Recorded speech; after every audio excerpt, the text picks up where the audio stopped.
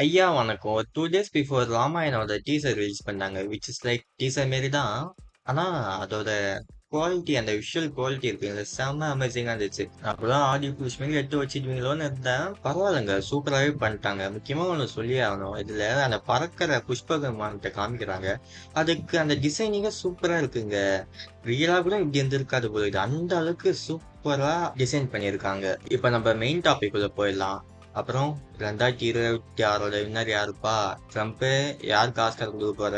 First நம்ம winner யாருன்னு guess பண்றதுக்கு முன்னாடி என்னென்ன படம்லாம் வருதுன்னு பார்த்துடலாம். ஸ்பைடர்மேன் பிராண்ட் நியூ டே இந்த வருஷத்தோட மோஸ்ட் அவைட்டட் ஃபிலிம். எனக்கு தெரிஞ்ச டூம்ஸ்டே கூட இந்த அளவுக்கு ஒரு எதிர்பார்ப்பு இருக்குமான்னு தெரியல. ஆனா ஸ்பைடர்மேனுக்கு இது ரொம்ப பிரேஸ் லெவலுக்கு போயிடுச்சுன்னு சொல்லணும். ஏன்னா லாஸ்ட் பார்ட் அவங்க முடிச்ச விதம் அப்படி. எனக்கு தெரிஞ்சு நம்ம ரொம்ப டிப்ரெஸ்டான ஸ்பைடர்மேன் இந்த படத்துல பார்க்க போறோம்னு நினைக்கிறேன். ரொம்பவே ஆக்ஷன்ஸும் அட்வென்ச்சர்ஸும் பிளெண்ட் பண்ண ஒரு ஃபிலிமா அமைய போகுதுன்னு கெஸ் பண்ண முடியுது. ஸோ 2026ஓட வின்னரா இருக்கிறதுல ஹை பாசிபிலிட்டியே இருக்கு இந்த படத்துக்கு. அடுத்த பார்க்க படம் தி ஆடிசி. நம்ம எல்லாரோட ஃபேவரட் டேரக்டர் கிறிஸ்டோபர் நோலன் தான் இந்த படத்தை எடுத்துக்கிறாரு. அவர் அந்த ஸ்க்ரீன் பிளே டைரக்ஷன் ஸ்டைல்லாம் இந்த படத்துல பார்க்கும்போது பயங்கர எனக்கு ஹைப் ஆகுது. ஏன்னா இந்த படம் ஒரு மித்தாலஜி வேற இல்லை, வேற டாம் ஹாலண்ட், ஹானா ஹாத்தாவே, அப்புறம் மேட் டேமன் அவரை கட்சா ஓப்பன் நேமர்ல பார்த்தது. இது ஒரு பெரிய கிராண்ட் ஸ்கேலா ஒரு மிட்டாலஜி கலந்தே இருக்க போதுங்க. ஏன்னா நார்மலுக்கு முன்னாடி மிட்டாலஜி எல்லாம் எடுத்ததே கிடையாது. இதான் ஃபர்ஸ்ட் டைம் வேற. ஸோ அதை நினைக்கும் போது ஒரு பயங்கர ஹைப் ஆகுது இந்த படத்துக்கு. இந்த படம் கண்டிப்பா மேபி இந்த வருஷத்தோட பெஸ்ட் படமா ஆகிட்டு கூட அதிக சான்ஸே இருக்குங்க. சரி பொறுத்து வந்து பார்ப்போம் நோலன் என்னதான் பண்றாரு. அடுத்த படம் ஜூன் பார்ட் 3 மெஸ்ஸியா. எனக்கு ரொம்பவே பிடிச்ச ஒரு ஃபேவரட் படம். ஏன்னா அந்த பார்ட் 2 ஜூன் பார்ட் 2 என்னை பயங்கர சாட்டிஸ்ஃபை பண்ணிச்சு.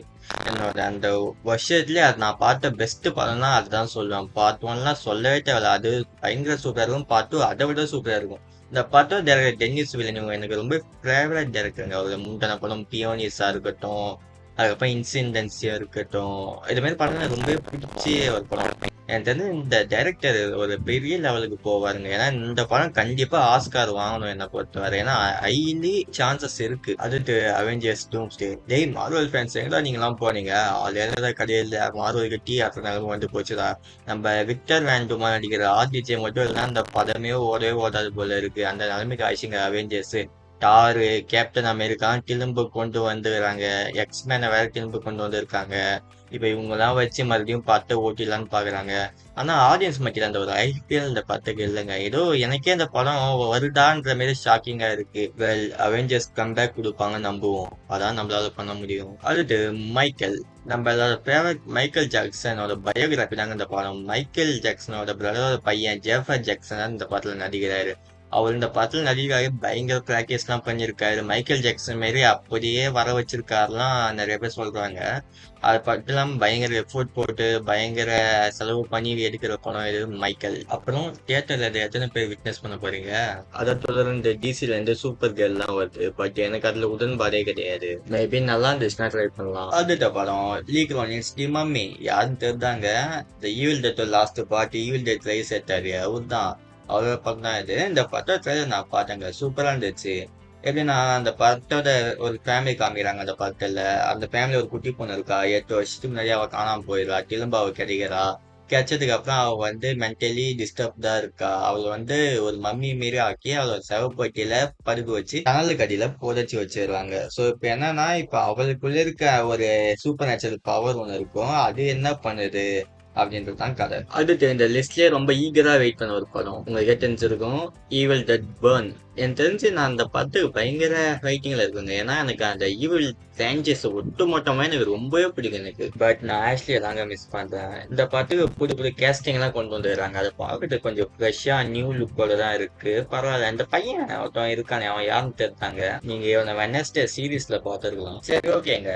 டெய் படம் மட்டும் ஒழுங்கா வரல. உங்க அத்தனை பேருக்கும் சங்குதான். நானே ஈவிலா மாதிரி உங்களுக்கு காலி பண்றது பார்த்துக்கோங்க. அப்படியே அனிமேஷன் சைடு போனா அனிமேஷன் டாய் ஸ்டோரி 5 வருதுங்க. தமிழ்லயே இந்த ரிலீஸ் பண்றாங்க. சில நான் கேள்விப்பட்ட வரைக்கும் சில டாய் ஸ்டோரி வந்து தமிழ்ல ரிலீஸ் பண்ணல, லேட்டர் தான் ரிலீஸ் பண்றா கேள்விப்பட்டேன். பட் இது ரிலீஸ் ஆகும் போதே தமிழ்லயும் ரிலீஸ் ஆகுது. எத்தனை பேர் இதுக்காக வெயிட் பண்றீங்க? ஓகே, என் லிஸ்ட்ல இருக்க எல்லா பாட்டையும் நான் சொல்லிட்டேன்னு நினைக்கிறேன். இப்ப அந்த வின்னர் யாருன்றது நான் சொல்ல போறேன். இது வரைக்கும் என்னோட கெஸ்ஸிங் தான். சொல்லட்டுமா? அது வேற எதுவும் இல்ல, ஜூன். ஏன் நான் ஜூனை சொல்றேன்னா எனக்கு தெரிஞ்ச வரைக்கும் அந்த ஜூனோட பாட்டு அது வரும்போதே அது அவ்வளோ சூப்பரா இருந்துச்சு அந்த படமே. என்னை பொறுத்த வரைக்கும் ஆதிசியும் டியூனும் சேர்ந்து சண்டை போடும்னு நினைக்கிறேன். ஆதிசியா டியூனான்ற மாதிரி தான் எனக்கு தெரிஞ்சு மோஸ்ட் ப்ராபபிளியா டியூனுக்கே போகும் நான் நினைக்கிறேன். மற்றபடி வின் பண்ற அளவுக்கு வேற எந்த படமும் இல்லைன்னு தான் நான் நினைக்கிறேன். நீங்க என்ன நினைக்கிறீங்க? ஒன்னும் ஆதிசி இல்ல டியூன். என்னை பொறுத்த வரைக்கும் மோஸ்ட் ப்ராபபிளி டியூனா இருக்கும் வாய்ப்பு இருக்கு.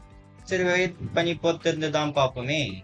ஓகே, இதோட இந்த வீடியோ நான் முடிச்சிருக்கேன். நான் உங்க மேன் ஆஃப் சினிமா. அப்புறம் நான் வரட்டுமாயா?